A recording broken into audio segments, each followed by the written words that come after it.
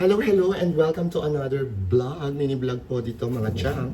So dahil nga po ngayon ay maulan, but September 1, welcome to September na tayo for the Vermonts.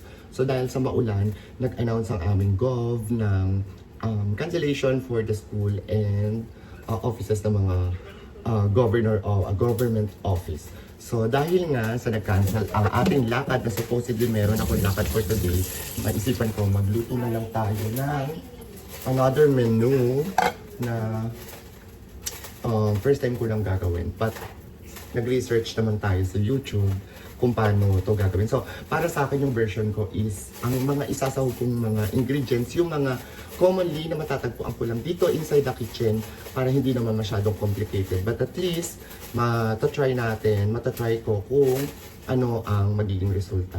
Ang ating menu for today is mabu tofu. So, kaninang umaga, bumili na ako ng ibang ingredients katulad ng chicken kasi we are not eating pork. So, ang pinagiling ko is yung chicken. So, yun yung pinaka-replacement ko dun sa giniling na pork. So, tapos, bumili tayo sa grocery ng tofu. Yung Chinese tofu yung malambot. Hindi siya yung matigas na tofu.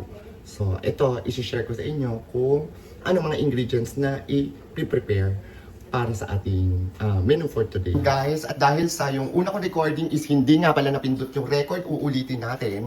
So, ito yung mga ingredients na nakuha ko sa kitchen at saka some of the ingredients, yung binili katulad itong chicken na to, binili ko sa labas. Ano? So, nung nagpagiling ako ng chicken, sineperate kasi nung magigiling yung ating bones. So, magagamit pa rin yung bones na kinuha natin lang yung pinakalaman niya. At ito na yung ating chicken giniling. And yung buto, ayan, pinapakuluan ko dahil kukunin ko dyan yung stock, chicken stock. Tapos yung buto na yan, ipapakain natin, sasama natin sa pagkain ng dog.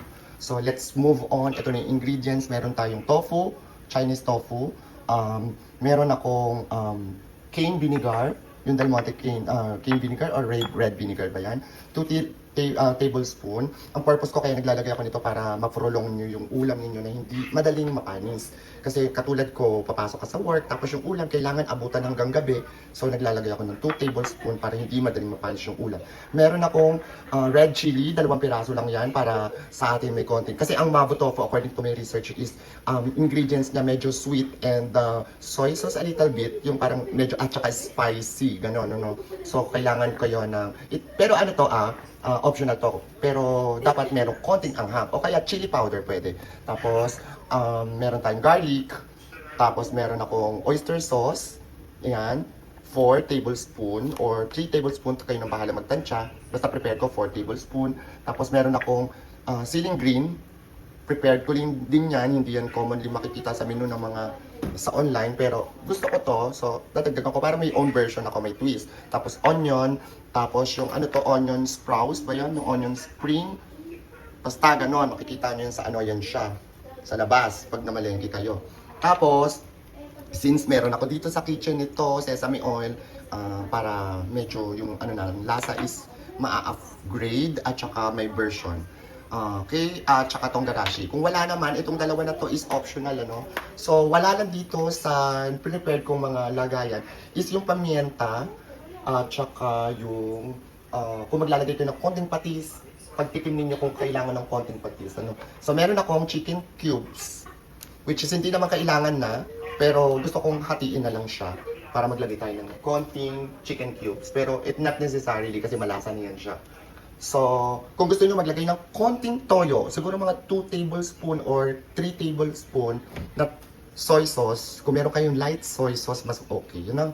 So, kasi meron ako ditong Japanese, Japanese ba yun o Chinese? Basta light soy sauce. Yon, ganun na hanapin niyo para hindi masyadong maitim yung dark na dark yung lulutuin niyo. So, ayan ang ingredients. Ayan lang ang available sa na effort ko. So, yung iba dyan, dinagdag ko na lang. It's up to you naman actually. Hi guys, may nakalimutan pala ako dun sa ingredients na sinabi ko, no? So, kailangan pala meron kayong cornstarch. Very important yung cornstarch, ano? So, naglagay ako ng 2 tablespoon na cornstarch kasi kailangan medyo malapot yung sabaw. Para talagang inchik na inchika na talaga nin. Chinese na Chinese ang atake. So, nag-init lang ako ng water, ganyan. Lalagyan lang natin siya para mamaya, ayan, isasama natin siya, no? Para yung sabaw niya medyo kineme. Incheck na incheck. Ganon. So ayan guys, dito na yung kawali natin, ano. So una, pinainit natin yung ating kawali. Birit-birit yung apoy. Tapos nung medyo mainit na talaga, medyo medium heat, medium natin yun. Pero nagbawas tayo ng ng init, ganon. Noon eh. Ayan. So lagyan na muna natin itong ating wangba na cut into very tiny pieces as possible. You can, kung meron kayong mga, kung ano bang tawag doon? Yung pang-iba ng mga kineme. Para mabilis. Tapos, onion. Pagsasama-samahin nyo naman siya. Pagkatapos, sabihin kayo na mag-brown yung inyong yung garlic. Kasi, ganun ang atake na para yung lasa kumabog na kumabog. No, okay. Pagkatapos niyan, yung ginagawa ko, sinasama ko na tong green chili. Tapos, ilalagay na natin tong chicken giniling natin. Yan. Ganyan ang atake. Chicken giniling nyo, then hahaluin yung maigi, of course, para maganda ang kini. So ito yung ingredients na hindi ko nilagay. Wala kanina. Lagyan nyo ng konting paminta. Dahil dadagdag ng flavor. Wala na, ubos na. Todo na natin ito. So yan. Pagkatapos, haluin natin siya and leave it for a while. Like 2 minutes or 1 minute nang ihalo nyo siya, ha? Pero medium fire lang, huwag masyadong bigil. So ayan na. Bubuksan na natin siya after mga 1 minute or 2 minutes. Ito yung itsura niya. So, medyo na-absorb na ng yung giniling na chicken. Normally, ginagamit kasi dito yung giniling na pork. Pero, since hindi tayo kumakain ng pork, chicken ang aking replacement. So, yan. Na-absorb na yung lasa ng ating mga ginisang ingredients kanina, no? So, dudurog-durugin lang natin ng very, very light para maganda yung ng ating cooking yung chicken. Pagkatapos, ayan, ilalagay na natin to yung chicken stock kanina na sinasabi ko. Nakakuha ako ng isang mangkok, so tatansyahin ko. Pwede na siguro yung ganyan. Ayoko naman masyadong nasabaw. Pero masarap din yung sabaw eh. Kung anong prepared ninyo. Yung sobrang madaming sabaw or medyo. Kasi papalaputin pa natin. So siguro nagdadagdag ako, no? Kasi papalaputin natin. Pag ilagay natin mamaya naman yung tofu, baka makulangan tayo ng sabaw. So ayan. Pagkatapos niyan, ilagay na natin itong mga onion, spring at saka yung ano ba yan? Onion sprouts ba yan? Kung tawag dyan. Basta kayo nang bahala dyan. Ayan, nakikita nyo naman. Pagkatapos, lagyan nyo na siya ng konting sesame oil. Konti lang. Kasi masarap yung lasa ng nakakadagdag siya ng flavor. So, dadagdag ko na rin tong vinegar. Ang sabi ko kanina. Tapos siguro itong ating oyster sauce. Ayan. Haluin. Pagkatapos, leave it for a while para kumulo siya. Saka ako magtitimpla ng alat. Tapos, maglalagay muna pala ako ng yung kalahating chicken nor cubes. Tapos, titimpla natin siya ng konting alat kung kailangan. Kasi ayoko na masyadong maalat. Okay? So, after a few minutes, babalikan ko siya. Haluin ko lang. So, nakikita natin na mabilis na maluto itong chicken na to eh. So, ngayon, ilalagay ko na yung ating tofu. Ayan. Ang dami. Diba? Parang di yata kakasya. So, ayan, haluin lang. Dahan-dahan yung paghalo para wag malusak ang ating tofu. So, hahaluin ko lang yan and then, hahaluan ko na ng soy sauce. Light soy sauce lang yan. 2 tablespoon. Tapos, saka ko palang ilalagay itong chili natin. Kasi hindi ko to nilagay kanina, gawa na ayoko masyadong kumulo yung sili. Baka mamaya umanghang ng todo-todo. Tapos ito, yung ating chicken cubes, Knorr cubes. Actually, hindi ako fan ng chicken Knorr cubes, pero lalagyan natin siya, kalahati lang. It's up to you naman guys kung gusto nyo ng one whole chicken Knorr cubes. So ngayon, magdadagdag na lang ako ng sugar, 1, 2, ayan. Siguro mga 3. Para incheck na incheck. Ayan ha. Para may tamis-tamis siya. Okay?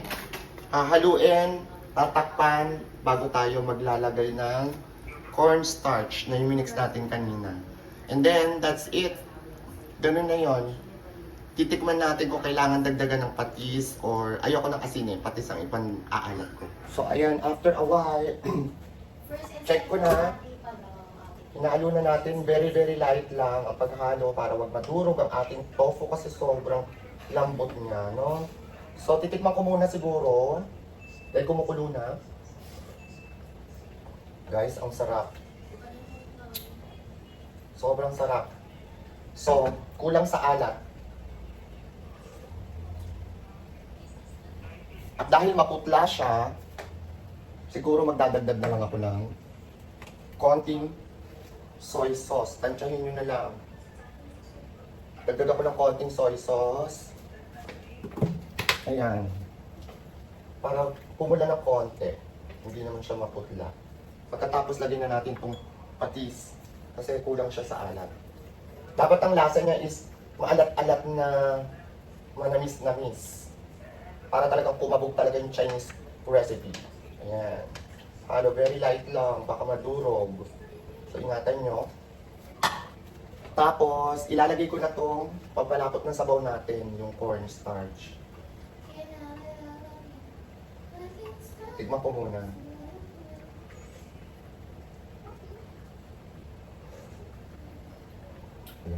Okay. Check. So, ayan. Hintayin na lang natin siya kumulo at lumapot yung sabaw. Ano ne?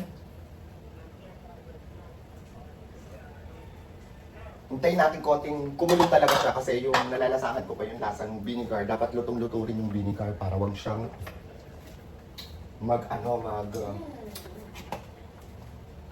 mamatay yung lasa ng vinegar para hindi maasim. Pero kailangan din yun kasi dapat yung nagkukontra-kontra yung mga lasa nila. So, hayaan ko muna siya kumulo. Ang dami kong tikim. So, ayan guys. After this, pag lumapot yung sabaw, I think it's okay na tikman nyo and timplahin na lang ninyo. So, kung gusto nyo mga pinaggagawa kong ganitong mga video, please naman i-share and i-like nyo naman yung aking video para kahit papano naman ganaganahan tayo. Tapos mag-write comment kayo any suggest for the next video ang ating gagawin, ano? So, hindi naman siguro tataas yung mga kilay ninyo dahil in-entertain ko naman kayo. So, please like and share and comment to below para ganahan naman ako. Okay? Huwag na kayo magalit. Ibaba nyo na yung kilay nyo. So, ayan guys. Nagsandok na ako. Naglagay ako sa bowl natin para makita natin yung looks niya. Tapos naglagay ako ng konting kineme para maganda naman sa ating picture. So, ayan yung ating Mogo Tofu. So, please like and subscribe to my page. At sana ay nagustuhan niyo yung aking video for today. Have a nice day. Thank you.